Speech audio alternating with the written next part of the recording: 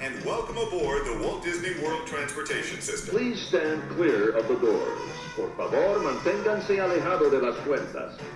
Hey everyone, welcome back to another episode of the Double Dose of Disney podcast. As always, my name is Brittany, and I am joined here today by my Pirates of the Caribbean loving husband, Tony. Heading to Walt Disney World with little ones is such a magical experience, but of course it's going to be different than if you're going as a couple or maybe going with older kids. We have twin 4-month-old daughters, and we just got back from our first trip to Walt Disney World at the beginning of February. So we thought it'd be fun and kind of helpful to share our favorite ways to plan park days and things that we took away from our first 8 days in the parks as a family. Typically when we go to Disney, in February we go for a longer trip and we'll be there for about like 7 or 8 days, but we only go to the parks for like 4 or 5.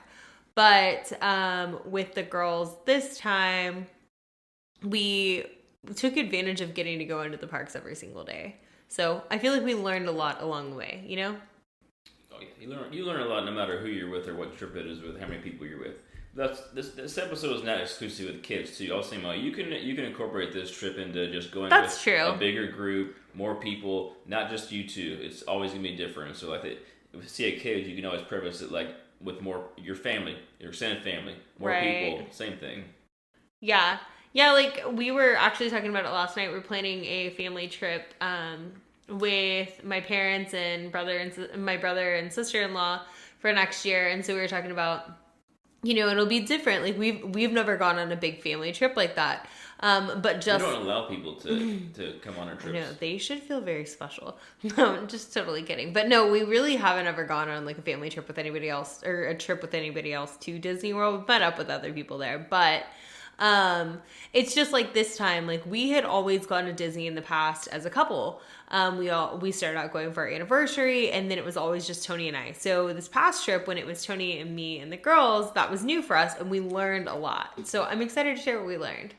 Yeah, we learned so much we forgot half of it already. Like we should have had a journal or video the entire time so we could really get the gist of every day. Yeah. There's a lot. Yeah. It was fast. A lot of it was slower, but it was fast. Yeah, you're right. Like, I feel like we learned, our first park day was Animal Kingdom, and I feel like we learned so much that day. And then our second park day was Magic Kingdom, and then again, I feel like we learned so much that day. And really by the third day, then it was like, okay, we kind of have it down. This is not my first one, but this is my first one. Like you just said, start slow and go to Animal Kingdom. We talk about it all the time. Yeah. Go to Disney Springs or go to Animal Kingdom and just step into the shallow water of the pool first. That's a good idea. And then you can, cause it's not Magic. It's not Magic Kingdom with 1,000 rides and there's Genie Plus and you're Right. running and get your feet wet. Especially people who have been there before or with kids. Like you can get it down, get some rhythm down. That's what we did in that park. Where do we change them? What do we got to do? Just dip it in there. We're not jump on the only couple rides like we have if we can. Right. Figure it out. Yeah. Which works with that. But we did that just with ourselves. Was we did go to Animal Kingdom first day because it was just slower. You just travel the day before or the day of. You don't want to go into the Yeah, and heavy hitters first. One of the things that I had learned this a long time ago. I heard someone say this one time, and I thought it was so smart. So Animal Kingdom opens usually at the same time as Magic Kingdom, but it also is the park that it closes the earliest. And I had heard, like, never go into, so if Magic Kingdom is going to be your second park day, or, like, let's say Hollywood Studios is going to be your second park day, don't go to Hollywood Studios and then back to back with Magic Kingdom, because Hollywood Studios stays open till 9 or stays open late, and then you're up early again. So, like, kind of like take if you're not taking a rest day before, like take a slower park day before. So then we tried doing Animal Kingdom. We were like, we really like going to Animal Kingdom first. Which brings me into my actual number one. Oh. Bring more than you'll need. Like on that first day, we did it. And then like revise. Like figure out what you don't need, what you like. What do you mean bring more than you need? It's better to have more than enough. And then like clothes so and for stuff us, for the girls? And the stroller. And we had to get in the bus. So we packed too much stuff. Whether it was just clothes or a blanket. Yeah, we packed blankets. Like figure out that's what I said. We had a start diaper slow caddy on a slower day and for the stroller. Bring everything. See what you actually need. Yeah, And that's a then good idea. Leave everything else in the room because you don't want to carry anything else. That's true. You're not gonna know until you get there, and you're like, okay, weather-wise, if it's pretty much the same, well, do we actually need? What do you need? What don't you need? Yeah.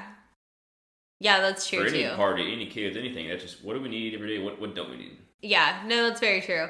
Yeah, because like we going into this trip, we had a groove down of like what went in our park bag every day, you know. And you're carrying around like 4 things for no reason, like you don't even use. Like, what the hell is this in my bag? Well, we always had like a portable charger. We had our wallets. We had we typically had like jackets if we were going in February, or we took raincoats with us. We would have a tumbler with us, and that would kind of all go in our park bag. And so we knew exactly what we needed, in like sunglasses, in a wallet, of course. I try to be a minimalist. Yeah. And I don't even want anything in my pockets. Tony tries to be a minimalist, but he also tries to put it all in my... Yeah, that's exactly it. My pockets are empty. Yes, because he tries to put it all in my park bag. And now it goes in the stroller or the diaper bag, whatever. And yeah. Free. Magic band, maybe the phone. Yeah, like, so we kind of knew what to do. So that's a really good point that you brought up. Like, use that first day as not a practice day, because it's a great park. We love that park. But as, like, to learn from. It's a strolling park. Yeah. My first one is plan park days according to your interest and be flexible with making changes. So what I mean by this is when you're preparing to go to Walt Disney World, I always recommend to my clients that I'm planning their Disney vacations for to go onto the Disney World app and like familiarize yourself with the attractions in each park. So there's so much more than just like at Animal Kingdom riding Expedition Everest or Flight of Passage. There's the animation experience. There's these really amazing trails, and we've talked about those things before. But familiarize yourself with those things and kind of pick out things that are going to be of interest to your party in each of the parks.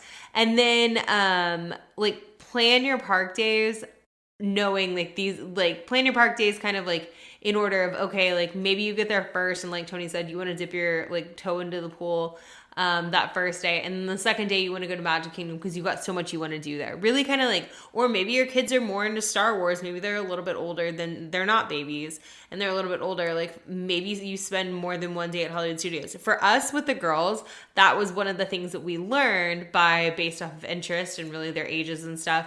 There's so many family friendly attractions in each of the Disney parks, but the park that has the most is Magic Kingdom. So Magic Kingdom, like Hollywood Studios is my favorite park. You would say what? Animal Kingdom or Hollywood Studios is your favorite park? It's a tie. Okay. I will never pick again. It's a tie.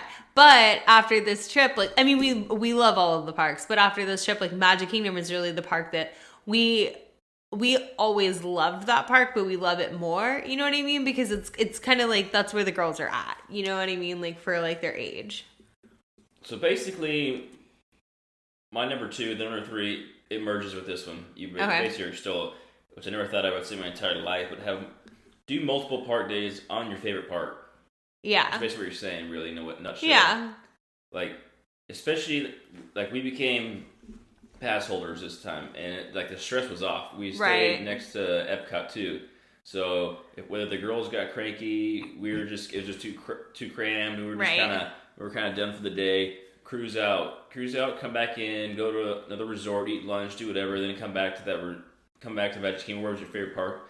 A second day if you can. Yeah. Obviously, it's not applicable if you can't do that. Right. But it's possible. Like plan out, and this is probably gonna be the park to do it at Magic Kingdom.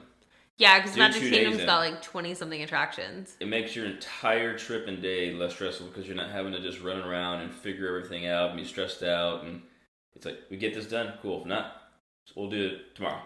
Yeah, that's very true, yeah. And that's kind of that's exactly how we were this trip. Like leave an extra day for a park that you want to go back to twice. True, very true.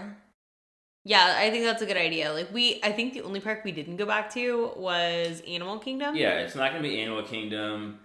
I mean, it's probably Magic Kingdom. It's got to be it. I mean, we did Epcot. We did because it's festivals. We stayed next to it. It's easy. We did Hollywood Studios because we were already at Epcot. We were at Epcot. We had done everything we wanted to do, and we were like, let's hop over to Hollywood Studios because let's just take the Skyliner. Yeah, so like Epcot, we did I think we kind of did rides one day and we did food one day. Right.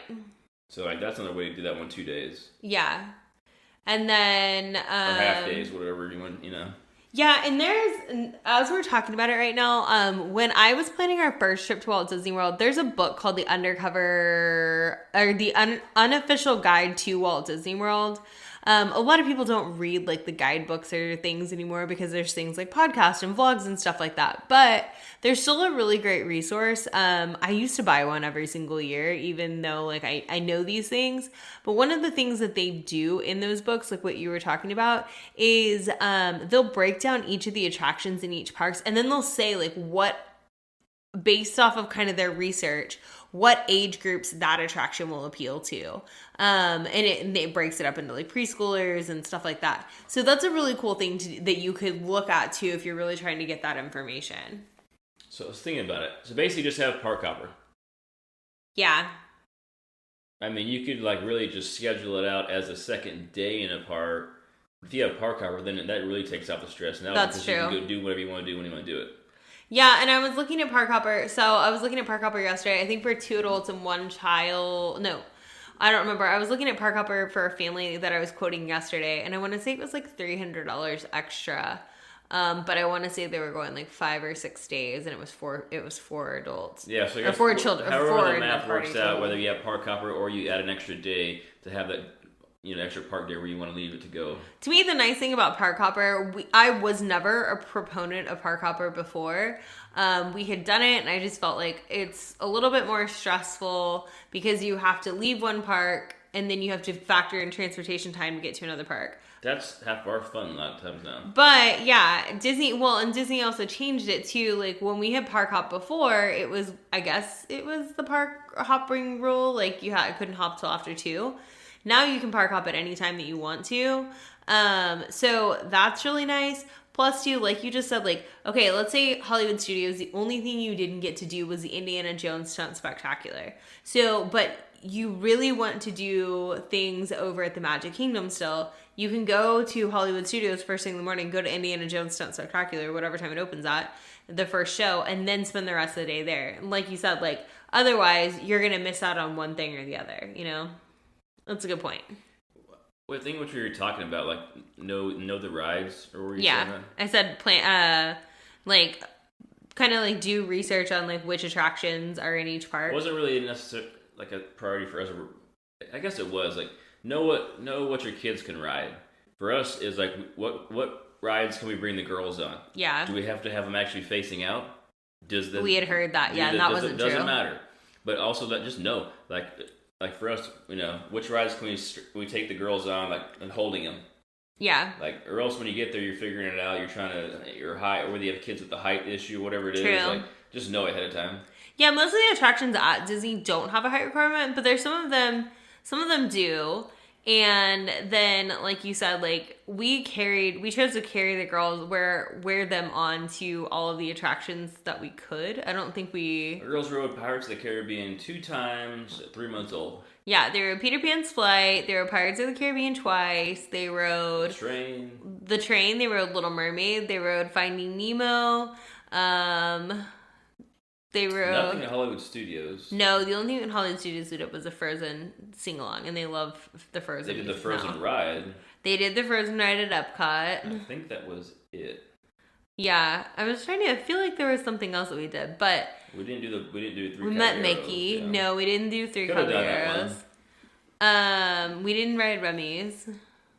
So yeah, like you said, just kind of figure out like like I said, most of the attractions at Disney World are very family friendly and have no height requirement. But there's a few, like their thrill rides or like the children's roller coasters and stuff. They obviously have to have a height requirement for those.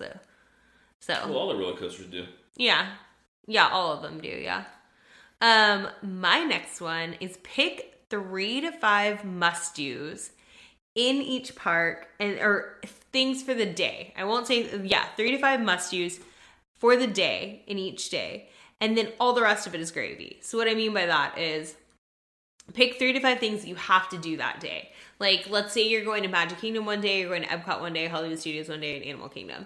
And pick 3 to 5 things that you're like, I absolutely have to do this. Like maybe at Animal Kingdom, it's Na'vi River Journey. Maybe it's eating at Nomad Lounge, and then maybe it's taking the train to Rafiki's Planet Watch to do the animation experience. So make sure like to accomplish those things or figure out how to do those things during your day, and then the rest of it is all just extra. I tell my clients that all the time when they're planning their trip because it can be so overwhelming. Like Magic Kingdom, for example, what we talked about, has like over 20 attractions. There's no way to do all of those. We still have not done all of the attractions at the Magic Kingdom. We've never done Astro Orbiter. We've never done the riverboat, and we've never done Tom Sawyer Island. And we've never done carpets. Oh, Magic Carpets of Aladdin. You're right. We've So done Dumbo though. Yeah, we rode Dumbo. So like Teacups. And we've never done teacups. We've never done the Speedway. So there's 5 things we haven't done at the Magic Kingdom. The Speedway is what we're doing. But like, no, we've never done the Speedway. But part of that is because we didn't have kids that we were like, we don't really want to do that. The other part of it is too is like for like the teacups or the Speedway. Or, but the other part of it too is like there's so much to do in the Magic Kingdom that you can really do so much in a day. It would be impossible to me to do all of those attractions in one day. I'm including like Mickey's Fallout Magic, obviously, like Monsters Inc. Laugh Floor, like everything. We've never done the carousel. Oh yeah, we've never ridden the carousel, but we do Carousel of Progress. Do not get that confused. But yeah, so like pick 3 to 5 things that you must do, and everything else is just extra. Little kids and babies like us, 3 is a good number. Right. Not because you can't get more done, but you don't know what's going to happen. Who's going to have a blowout? How many times we're going to have to stop and feed? Yeah. It's like we knew we wanted to get a picture with Mickey. We wanted to ride a few rides. We wanted to make sure we got some different foods we've never had before for sure. Right. And we just kind of cruised around. And one of the things that we're really big on when we go to Disney World is it's not just about the attractions. Like, it's just as much about riding Pirates of the Caribbean to me as it is seeing the Dapper Dans or going into the Crystal Arts, which is off of Main Street where they're blowing glass. Or I've only rode the train twice. Yeah, watching the Festival of Fantasy Parade, like so the things that are like the throw rides or like we didn't get to ride Space Mountain this time or Big Thunder Mountain or anything like that. We could have done Rider Switch with it, but like. Yeah, it's just as much about like the things that people look past to us as it is enjoying those things. Because this trip was obviously a complete learning curve experience for us, and we didn't want to. We could have done everything. Yeah, but we didn't want to leave the other one hanging out and not knowing. This is our first time with our girls, right? Like in a place like that. True. By far. And we don't want to leave the other one hanging out for half an hour. You never even know. You never really know. Yeah, and even because we have twins, it's a little... Yeah, and because we have twins, it's a little bit... It's not just like you have one baby that you have to pacify. You might have to pacify 2. I mean, we had Tron, and we didn't do it. Because it just didn't work out, and that's one of those... It's just because you have the queue, you could be there an hour easy. True. Yeah, that's true. Yeah. I don't know what else to say on that. No, yeah. It just be flexible in that. It goes back to everything. You're not going to do it all. Right. But you've got to know based on your party and your kids and how big, and it's just like, what's attainable? What are things that if we don't get done, everyone's going to be okay with? Yeah. No, that's true. Yeah. Like, does everybody want the turkey leg or not? True. No, that's true. Well, and as a side note, when you're planning your next Disney vacation, and if you happen to be looking for somewhere like to add to your must-dos in the park that day, somewhere like Be Our Guest or Cinderella's Royal Table, one of the table service dining options in each of the parks, especially if it's a harder to grab dining reservations, check out Magical Alerts to set up dining reservation alerts for your trip. You'll select the location you're looking to dine at, the preferred date and time, and then when a reservation opens up, you'll get a text message with the dining opening and a link to click that'll take you directly to Disney's login to book the reservation. Head to magicalalerts.com to begin setting up your dining alerts. And if you use the code DOUBLEDOSE at sign up, you'll receive a free alert added to your account. So use Double Dose and you get a free dining alert. pass. Yep. So easy, a mouse could do it. Yeah, so that's like one of the things that we typically have a dining reservation throughout your day or throughout the day. Whenever that's one of our must-dos typically like in every single park. Take out a little stress. Yeah. Let AI take care of it. Yeah. Yeah. And then you just get the alert. It's so easy. You get the alert texted to your phone. You tap on the link in that and it takes you directly to the dining website to add it to your reservations. So let somebody else do Genie Plus and you take care of this one for the dining alerts. True. So my number, maybe 4. It's probably number 4. It says number 5 for the day, 4 for me. Goes right into what we're just talking about. Expect the day to golf course. Yeah. That's it. That's it. But don't let it like the one little speed bump just like shut the day down. True. I see that all the time, or it really does or not. I mean, it just hanging out, waiting for you to do a ride or something. I don't know how many times I saw just blow ups and fighting with kids, just spanking kids or what. You saw that. I never noticed it, but yeah, you it's did. like you gotta expect stuff to go wrong. But just don't let it like destroy the day. Like or whether you don't get rides done or whatever it is. Like take a break, go out of the park if you have to, come back if you can another day. But it's like you're not going to get everything done. Like we say over and over again, everybody says over and over again, you're not going to get it done, especially with kids. Right.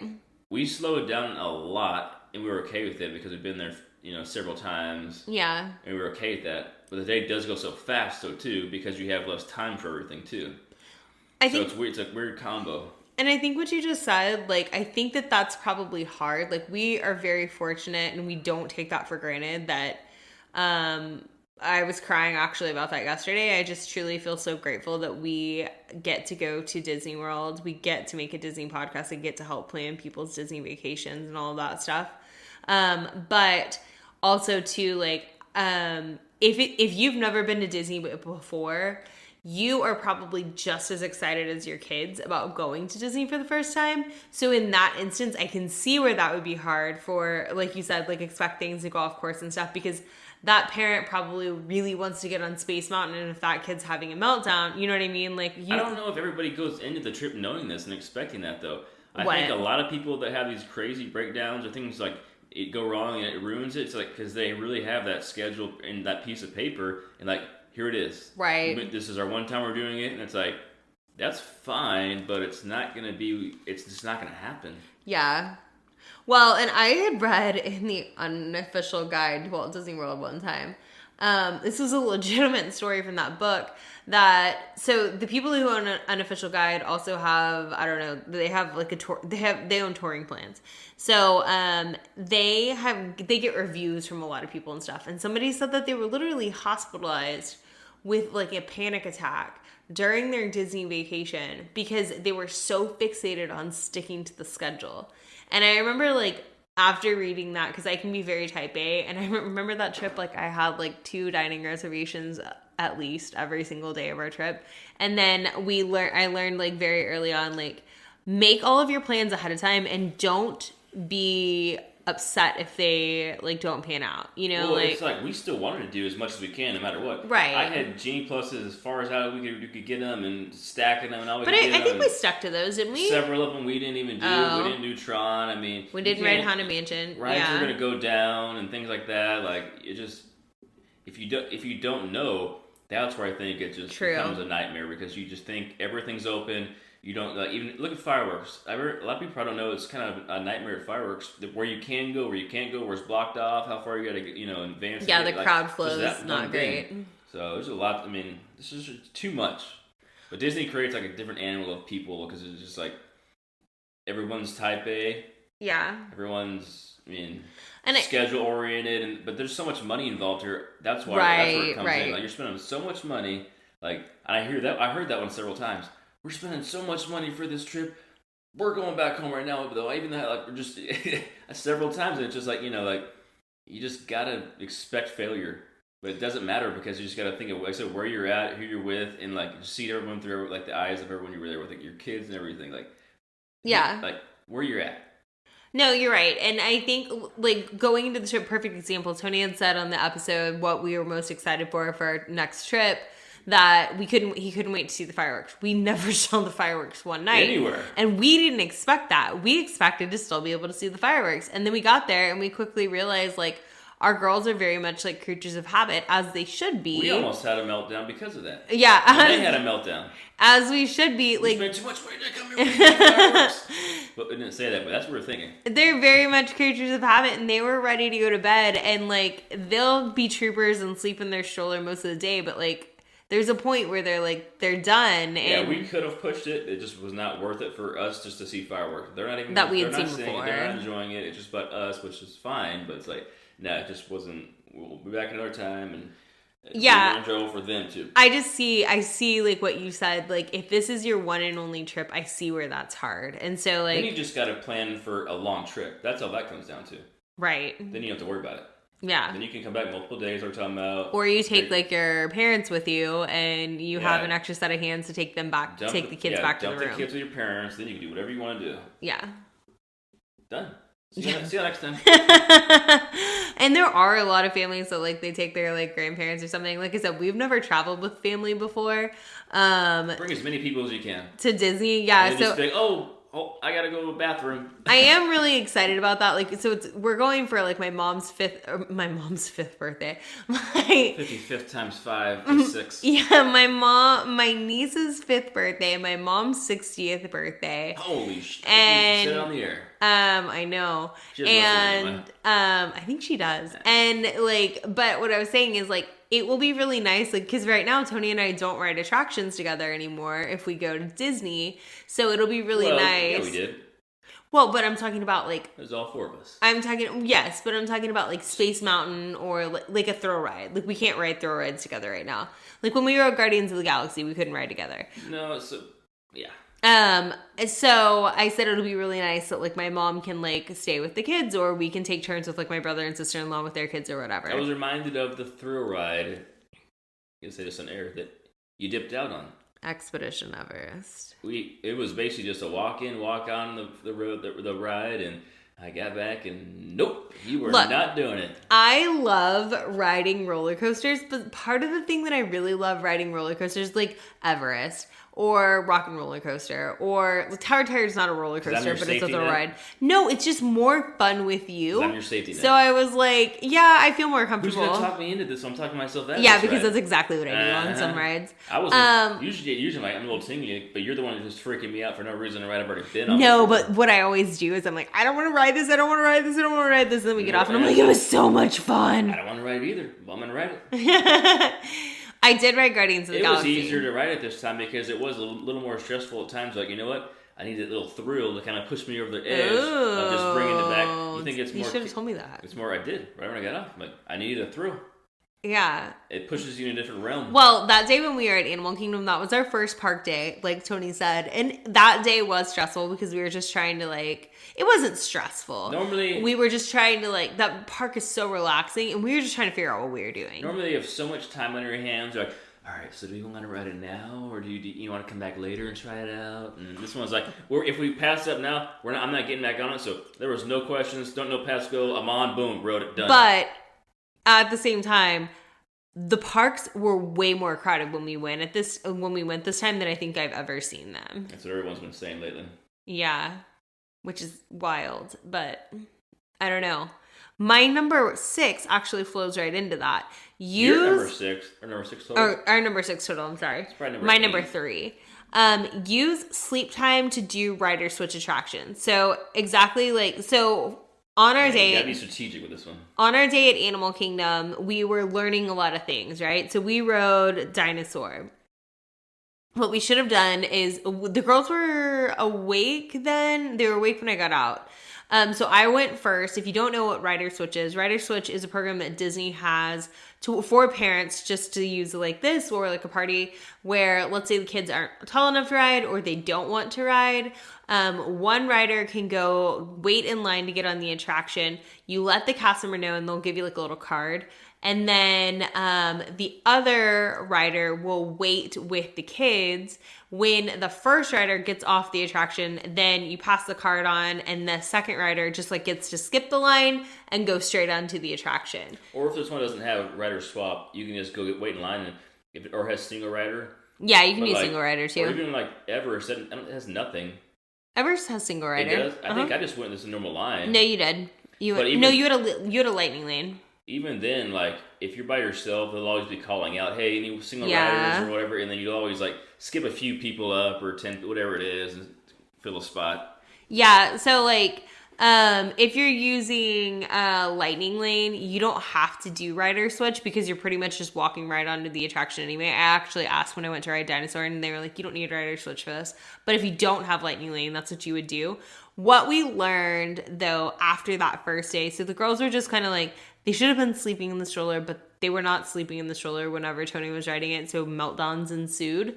But what we learned moving forward was to schedule lightning lanes for attractions that the girls weren't able to ride during their sleep times. So then that way they're just hanging out in the stroller sleeping while one of you goes and rides and the other one's waiting with them in the stroller.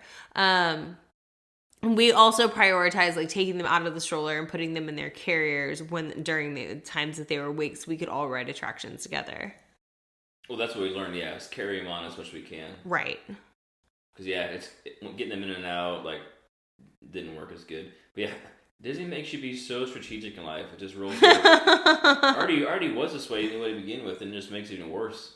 Well, I don't know if it's a good thing. And like having twins, we joked that like being type A, I feel like is actually very beneficial with having twins because you're very organized to like learn or to like do everything. And I felt like when we first like had them, we had to like kind of like go all the time. And now it feels like easier at home, but it felt like we had to do that on vacation if you too. want to get a laugh, just sit down as much as you can at Disney. Just sit down and just look at people. I mean, you can tell these people have been thinking about, just I guess thinking about these trips for a long time, and they're beelining left, right. Doesn't matter how many kids are with them. You can tell the plans. They're following the roadmap, the map, the plan they had, and they don't look. Nobody's looking around. They're just like boom, boom, boom, boom, boom. You know, spank a kid here, boom, let's go. Like, it Look, doesn't matter. I am not afraid to admit part of the reason why I chose the stroller that we did was specifically because of taking it to Disney World and the way that it would function at Disney World. Talk about that because this is a hot topic too. So people still defend one or the other. Yeah, so people are so when you have two kids, if you have a double stroller, people are very tandem stroller or side by side. We are team tandem stroller, meaning Currently, yeah. the seat sits one in front of the other. Side by side, the downside of side by side strollers is they don't always fit in a normal size door. There are some that do, but Well, there were some people that were in stores with the side by side because some of them are more narrow than but, others. I mean, they were like side swiping stuff, and nobody Yeah. they're clearing out the aisle, and it's just like that. I don't know. So with the side by side, so with like kind of doing that research ahead of time, if you don't have a tandem stroller, if you're looking to rent a stroller for Disney World, there's different services that you can rent strollers that are one in front of the other. Like looking on like a Baby Quip. There's renters in Orlando that have like a Mockingbird strollers that you can rent that are one in front of the other. Because when you go on to get on different forms of transportation, you have to have a tandem stroller or you're gonna have to collapse it down. So we were able to just roll our stroller directly onto the Skyliner as well as monorail. Monorail, I have heard from some people the side-by-side strollers are able to be rolled on, but they have to be the very narrow side-by-side stroller, and it's also up to the cast member and how crowded it is that they may make you collapse it. For buses, you always have to collapse your stroller. It doesn't matter what kind it is. Yeah. And then for boats, tandem strollers are able to just, again, be able to roll on for the most part. So yeah, that was like a very hot topic of debate. But yeah, being type A, like you learn that. There were also people too that I saw in the parks that had like, those shoe organizers you hang over the back of your door. I've seen people do this. And they take and they use those shoe organizers, but they fill them with snacks or they fill them with water bottles. And they hang them from the back of their stroller so they know where everybody's water bottles are. Like, it's like people are packing to go to the real Mount Everest whenever they're planning a Disney vacation. And I don't blame them. There's a lot going on. It's an expensive trip, but... Yeah. Two things I was thinking about. What? Always know how to operate your equipment, because we learned that. I knew how to operate it. Frustrating. Well, we didn't know how to operate it when you had our kids strapped to our chest. Oh, true. We're trying to get the stroller in half to go on the bus. We had the diaper bag. We had another bag. Like, know how to operate stuff because you got to be, sometimes pretty quick. But yeah, that goes. People back to, were like, so helpful though too. knowing what you need and don't bring too much that you just be lugging around for no reason. Right. People were so helpful though. We always had somebody that was offering to like carry off because with our Up a Baby stroller, you have to take off like one of the seats on the front to collapse it down, and people are always offering to carry that off the bus for us. What was the other thing that you were thinking of? That was 2 in 1. Oh, okay. So I said, just again, don't know what you need to bring. Oh yeah. So you're not the first time dad like trying to collapse the stroller down and all the things. Doesn't that was matter us in the airport.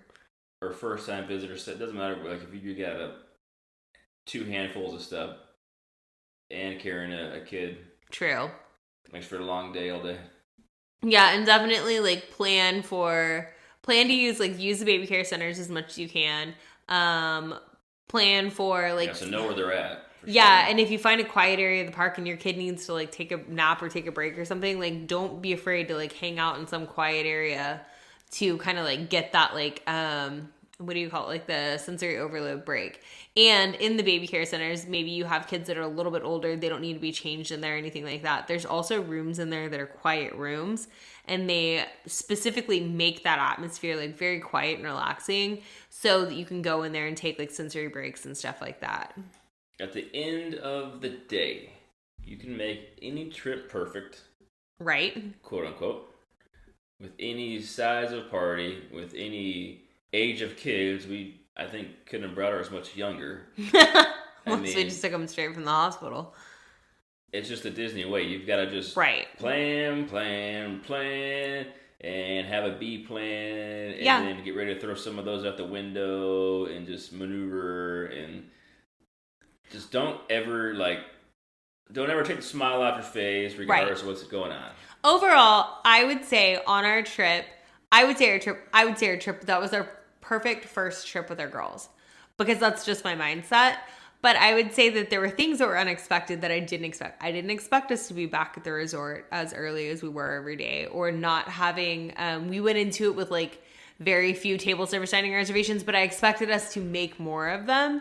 And I didn't expect us, like I said, not to go to the fireworks. Those are the 3 things that I didn't expect. We were still trying to force our normal Disney vacation and make it happen with the girls, which we knew was going to happen. We're still just going to play it out and see if we can make it happen. Right. And then we just knew there were certain hours we're going to make it happen. There were certain days, though, that we got to do, like, on our anniversary, we ended up going to Grand Floridian to eat, and, like, we kind of, like, tested the waters there and, like, really kind of pushed the envelope, but we got to eat our anniversary dinner, and, like, we kind of did our normal thing. So our normal thing used to be that we would be up in the morning, go to the park all day. We'd go eat at a resort that was typically near the park, or do something and grab a drink over there or something like that. And it was just like this long marathon a day. And Tony told me, he was like, we can't do that anymore. And that was something that was hard for me. One that I write down when our friends told us, like, it may not work for everybody, but depending on the age of the kid, just don't let them shut the day down before it even gets started. Right. You know, like ours, like whether they were fussy before we left the room,